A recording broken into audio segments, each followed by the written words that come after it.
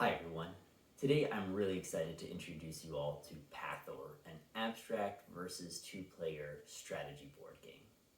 Now before I dive into the rules, a little bit about the feel of the game and the components that are involved. While it is an abstract strategy game, of the likes of Onitama or Hive, it also has a puzzle solving component to it as well. So essentially players see each turn trying to outsmart their opponent while simultaneously trying to maximize a puzzle to get as many points as possible. With that out of the way, really quickly on the components. First and foremost, there is this board, which has this 4x4 board on it. There's also a 5x5 side for more advanced players as well.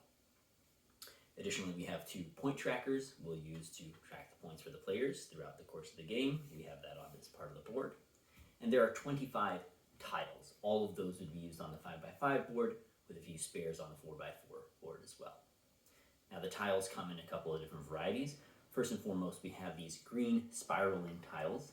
These are called source tiles. These are where points come from. More on that in the rules later. And then we have the remaining tiles coming in 2 flavors, one for each player, the gold stars and the purple crescents. Now note that they have different patterns on them, which you'll see a little bit more, but they are the same as each other. They're just 2 different types, the same for both the gold and the purple crescents, and all of the tiles are the same for all the players. Fantastic. So now that we are acquainted with all of the pieces, let's get into the rules. All right, let's dive right into it. There's really 2 main important concepts to understand here in Pathor. The first is how you actually acquire points as a player, and the second is the flow of play.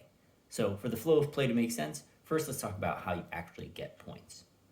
As I mentioned earlier, these are what are called source tiles, these little spiraling green things. The game actually begins with both players placing these somewhere on the board. Now, the way that you get points is by creating paths from here to your own tiles. So let's say I'm the purple crescent player. I can get a point simply by connecting this line directly to my purple crescent. Notice that this line goes and ends at that purple crescent, as does this one, but this curved line does not. It bypasses my purple crescent. Similarly, on the other side, these are the only 2 types of sides. This creates a path to my crescent, and this also creates a path to my crescent. However, this one passes directly through, no matter which way it is facing. That said, if there is another tile on the other side, we'll put this gold star over here.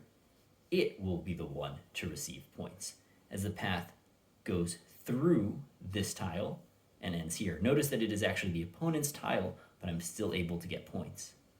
Moreover, the board is actually toroidal. So if these tiles are over here and this tile is over there, this path goes around the board, comes this way, and gives the gold star player points regardless. And this could happen multiple times if this were turned this way and the purple crescent player had a tile here. This would go through this tile, all the way over to here. So yeah, keep your mind open and search for these types of paths. Another thing to note is that the length of the path determines the number of points. If I only have a direct connection here, this is a path of length 1. We're not counting the source tile, we're just saying there's 1 tile here. So this would net the purple player 1 point. However, if I go like this, 1 through here, 2 through here, 3 through there, that would be 3 points instead of 1. It's also important to note you can get points even on your opponent's turn, but this will make more sense as we get into the flow of play.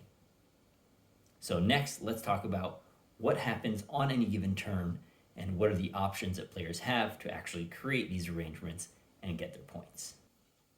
When the game begins, both players start off with 0 points, placing their cubes here in the starting corner, and the gold star player will be the first one to go. However, instead of playing one of their tiles that is in fact a gold star, they're going to start off by placing the source tile anywhere on the board of their choosing. Let's say we place one here, standard spot to put one. The purple crescent player also does the same. They will place 1 wherever they want. Let's say it's over here. Now the gold star player's turn really begins where they get to place their own tile. Again, they can choose either side. You can think of this as the diagonals, where the two adjacent sides are both the path and the end destinations, or this one goes through, where it's not the adjacent ones, but the across ones that create the paths. So these will matter more as you learn more about the strategy of which one to use when. A very clear move I could make right here is to place this between these two and actually complete two paths. This will net me 2 points, 1, 2. However, this is not the end of my turn. I actually have another option that I can do after I've placed my tile in some specific orientation. I actually have one of two choices.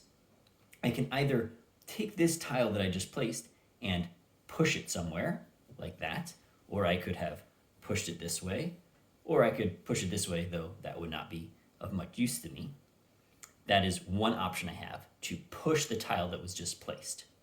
The other option that I have, which will make more sense as more tiles actually appear, so let's assume for a moment that there actually is a tile right here from the purple crescent, is to take any tile on the row or column where I just placed my tile and rotate it to a new orientation. So as you can see, if I were to leave this as is, the purple crescent player will get 1 point. However, if I rotate it like this, they will no longer be getting a point.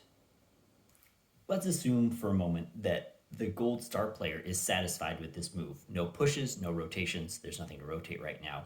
That ends this turn, and now we count up the points. Because there are two paths directly leading to a gold star, this gold player gets 2 points. 1, 2, which we'll track right over here. Now comes the purple crescent player's turn. They have several options available to them. Let's take another simple path, where in this case, they're going to place here and now push this way. Notice that the player with the gold star can still get a point even though it is not their turn. So they will get 1 point for this path. This path has been broken, so they'll only be getting that 1 point. The purple crescent player will also be getting 1 point in this example. Now we go back to the gold star player, and they might choose to play something like this, putting the gold star there, and instead of doing a push this time, they'll do a rotation, rotating their opponent's tile, again, the only requirement being that it's on the same column or row as the tile that was just placed, right over here. So now, even though the purple player could have gotten points on this turn, there are no paths from any of the sources to the purple crescent. This path goes through and actually nets the gold star player 2 points as it goes through 1 and then 2. They also get another point from this path that is still here from before, netting them a total of 3 points. So we go 1, 2, 3. Play continues on in this fashion until the entire board is filled up. Again, counting points for both players potentially at the end of every move.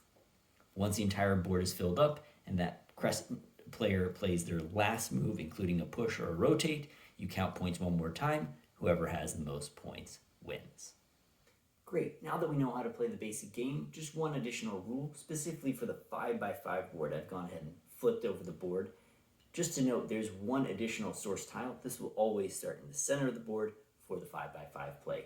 Everything else is identical. Of course, there are more moves to play. So thank you so much for watching this video. I hope this gave you a nice taste of what this game is like, and you can go ahead and play some games of your own. There is actually an online version of this game as well. I will leave a link in the description to that, as well as a text version of the rules and another video description of the rules specifically for the online versions for the controls and things like that. Thank you so much. See you around.